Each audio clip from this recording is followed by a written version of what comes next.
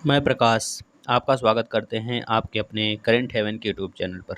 साथियों, आज है 29 जुलाई 2021 से जितने भी इम्पोर्टेंट करंट अफेयर के क्वेश्चन बने हैं उसके साथ हम लोग डिस्कस करेंगे स्टैटिक जीके और रिलेटेड फैक्ट। तो आप लास्ट तक जरूर बने रहिएगा और लास्ट तक अगर बने रहते हैं तब जाके आप सेशन से कुछ फ़ायदा उठा सकते हैं दोस्तों, क्योंकि लास्ट में एक प्रश्न भी लिया जाता है जो आपको डेली एक क्वेश्चन अपडेट डे के रूप में दिया जाता है। यह सेशन सारे एग्जाम्स के लिए महत्वपूर्ण होता है, डेली 6 बजे होता है। तो आप इसको डेली 6 बजे फॉलो कर सकते हैं दोस्तों, जिससे कि आपके सारे एग्जाम्स में एक सिंगल भी एग्जाम में कर लीजिए, एक सिंगल प्रश्न नहीं छूटेगा करंट अफेयर से और स्ट्रेटजी जीके से, अगर आप इसे डेली फॉलो कर रहे हैं तो चलिए आज के पहले प्रश्न की तरफ चलते हैं। हाल ही में किस राज्य ने आयुर्वेद को बढ़ावा देने के लिए बनाई देवारण्य योजना? बिल्कुल महत्वपूर्ण है दोस्तों। देवारण्य योजना किस राज्य सरकार द्वारा बनाया गया है? तो बताएंगे मध्य प्रदेश राज्य सरकार द्वारा बनाया गया। अब देखिए, मध्य प्रदेश के बारे में हम आपको हजारों बार बताए होंगे, तो जितना जानते हैं आप मध्य प्रदेश के बारे में आज आप खुद लिखेंगे। आज हम कुछ नहीं बताने वाले हैं बशर्ते, क्योंकि आप लिखते नहीं हैं। अगर आप लिखेंगे तब जाके आपका रिवीजन होगा दोस्तों, क्योंकि रिवीजन तभी जब तब तक आपको करते रहना है जब तक कि आपके आगे स्टूडेंट वर्ड लगा है।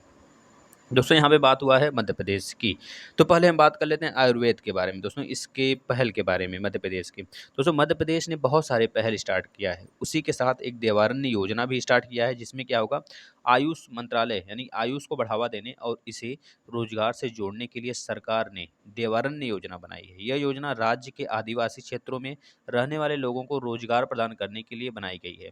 जो आदिवासी क्षेत्र में रहते हैं आदिवासी लोग, उनके लिए बेहतरीन तरीके से वर्क करेगा। देवारण्य योजना के माध्यम से प्रदेश में आयुष दवाओं का मतलब जो सरकारी दवाएं होती हैं दोस्तों, उसके बारे में बात हो रहा है। दवाओं के उत्पादन के लिए एक संपूर्ण मूल्य श्रृंखला विकसित की जाएगी। इस कार्य में स्वयं सहायता समूह भी अहम भूमिका निभाएगा दोस्तों। स्वयं सहायता एक समूह है मध्य प्रदेश का, वह खुद ही अहम भूमिका निभाएगा। इसमें कृषि उत्पादक संगठन, आयुष विभाग, वन विभाग, ग्रामीण विकास विभाग, उद्यान विभाग दोस्तों, पर्यटन विभाग, कृषि विभाग, एमएसएमई यानी कि सूक्ष्म लघु एवं मध्यम विभाग हो गया। अगर बात की एवं निवेशक संवर्धन विभाग हो गया, एवं जनजाति कार्य विभाग हो गया, जिसके मंत्री कौन है, अल्पसंख्यक नहीं, जनजाति के अर्जुन मुंडा तो अब दोस्तों चेंज हो चुके हैं ना।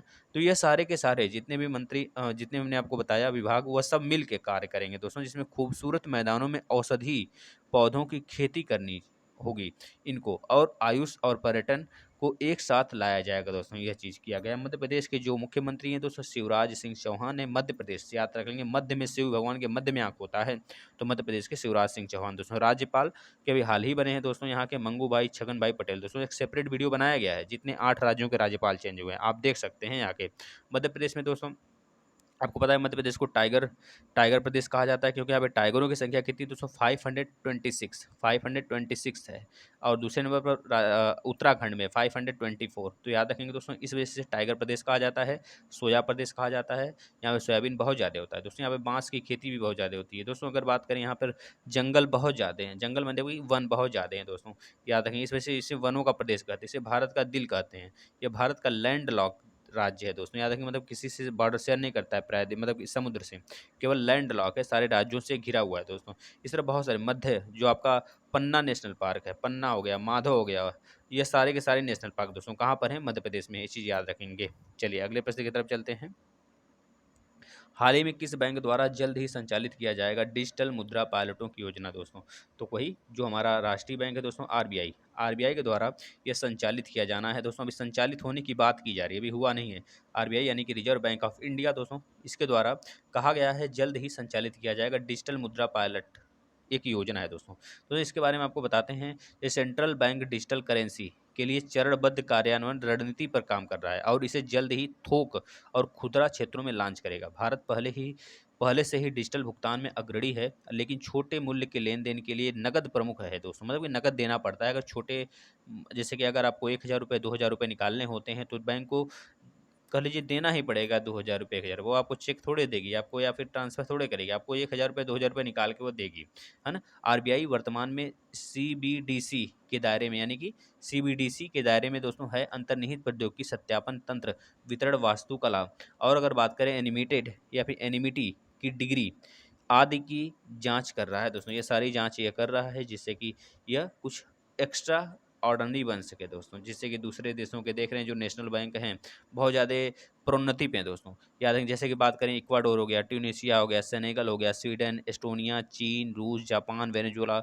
इजराइल सहित डिजिटल मुद्राओं को लॉन्च किया है दोस्तों, या लॉन्च करने जा रहा है। ये सारी चीज़ें आप याद रखेंगे जो आरबीआई करने जा रहा है। अब यहाँ पे आरबीआई की बात हुई तो आरबीआई के बारे में आपको बताते हैं। दोस्तों बहुत बार हमने बताया, लेकिन फिर से बताएंगे, क्योंकि आपको मध्य प्रदेश के बारे में सब कुछ लिखना है। ये चीज़ याद रखेंगे दोस्तों।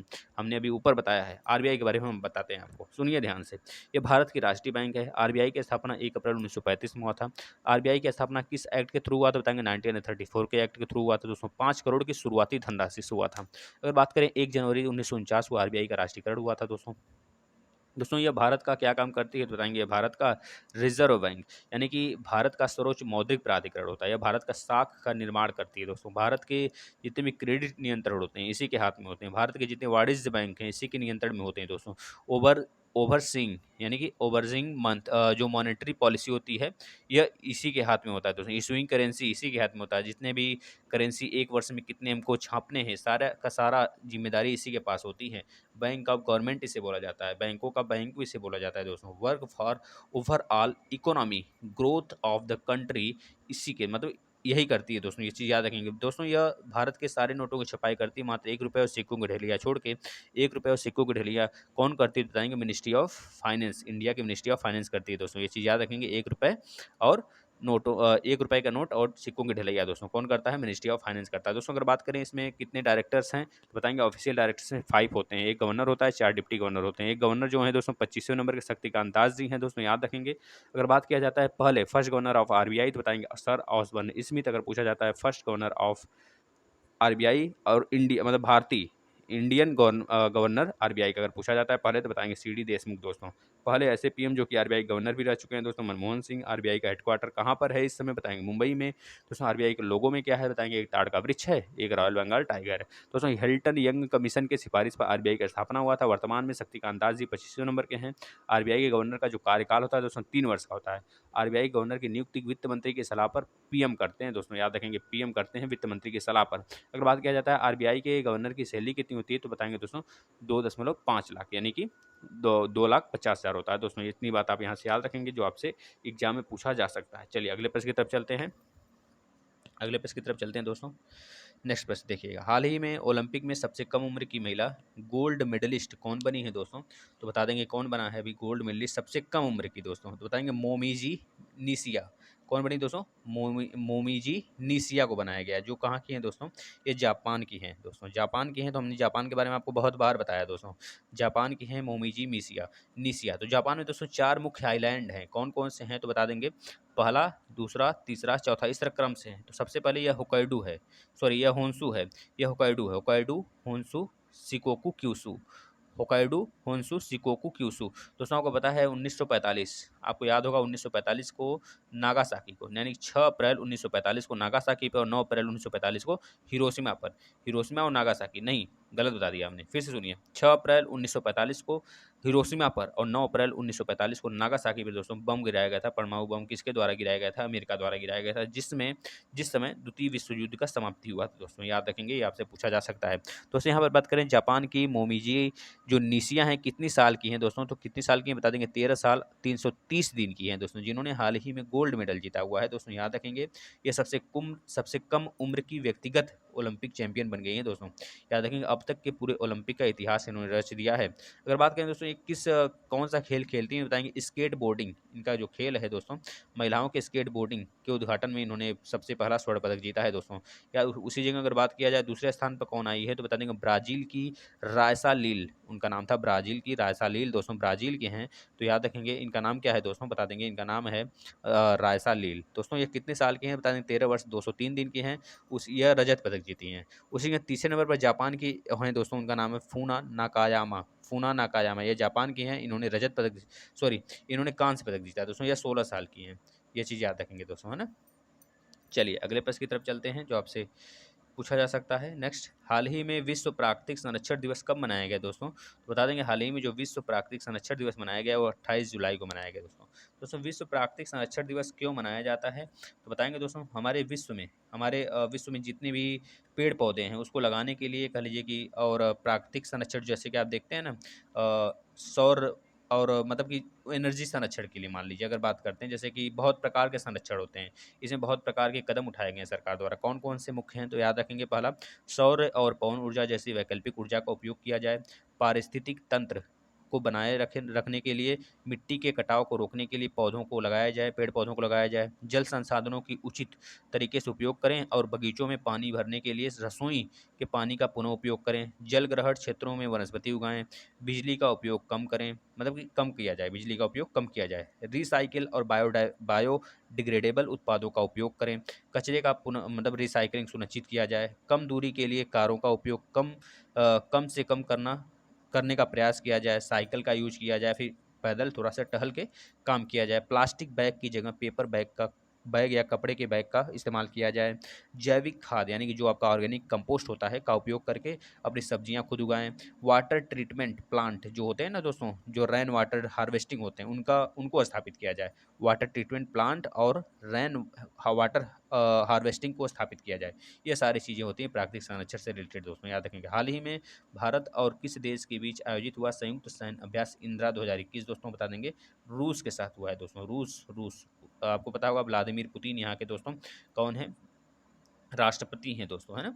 याद रखेंगे, जो आपसे पूछा जा सकता है। रूस दोस्तों, रूस का कैपिटल क्या है दोस्तों? बता देंगे, मास्को है, मास्को। रूस में ही दोस्तों एक नदी बहती है जिसका नाम क्या है? बता देंगे दोस्तों, कौन सी नदी है रूस में जो बहती है? बताएंगे, वोल्गा नदी। वोल्गा नदी जो कि रूस में बहती है दोस्तों, याद रखेंगे। पूरे यूरोप का सबसे बड़ी नदी है रूस।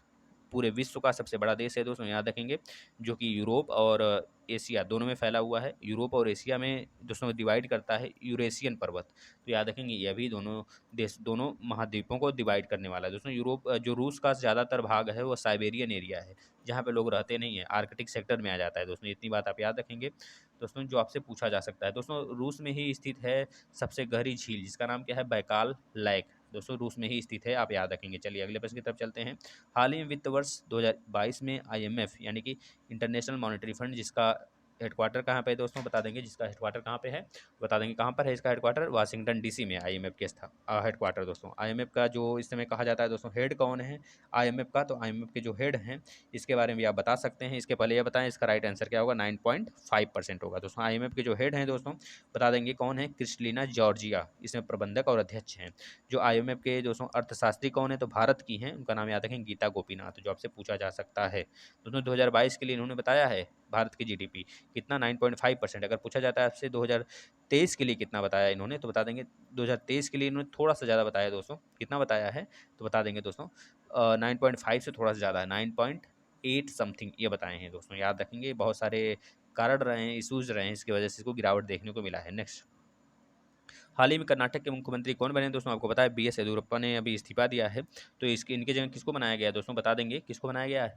थावरचंद गहलोत को नहीं दोस्तों, बसवराज बोम्मई को बनाया गया। बसवराज बोम्मई को कर्नाटक का मुख्यमंत्री बनाया गया और थावरचंद गहलोत है दोस्तों यहाँ के राज्यपाल हैं। ये चीज़ याद रखेंगे। नेक्स्ट, हाल ही में विश्व हेपेटाइटिस दिवस कब मनाया गया दोस्तों? ये भी 28 जुलाई को मनाया गया, ये भी याद रखेंगे। 28 जुलाई को विश्व हेपेटाइटिस दिवस मनाया गया दोस्तों। आज के लिए इतना ही प्रश्न था महत्वपूर्ण। इसके बाद कल के प्रश्न की तरफ चलते हैं, जो आपसे पूछा गया था। हाल ही में फ़कीर आलमगीर का निधन हो गया दोस्तों, ये कौन थे? बताएंगे, प्रसिद्ध लोक गायक थे। आज का क्वेश्चन ऑफ द डे, बताएंगे हाल ही में 14th यानी कि 40वां विश्व विरासत कौन बनाया दोस्तों? तो बता देंगे इसका राइट आंसर आप। और 39वें नंबर का कौन बना है ये भी बताएंगे दोस्तों। किस राज्य में है? ये सारी चीज़ें आप कमेंट बॉक्स में कमेंट करेंगे दोस्तों, क्योंकि कल बताया गया था बेहतरीन तरीके से। अगर आपको वीडियो सेशन अच्छा लगता है तो आप ज़्यादा से ज़्यादा शेयर करिए और अपने मित्रों को जोड़िए दोस्तों। सारे सेशन आप फॉलो करिए, जितने भी क्लासेस होते हैं, ज्योग्राफी के हो गए, मैथ के हो गए, हिंदी के हो गए, सब फॉलो करिए, जिससे आप बेहतरीन तरीके से पढ़ाई कर पाएँ दोस्तों। धन्यवाद मित्रों।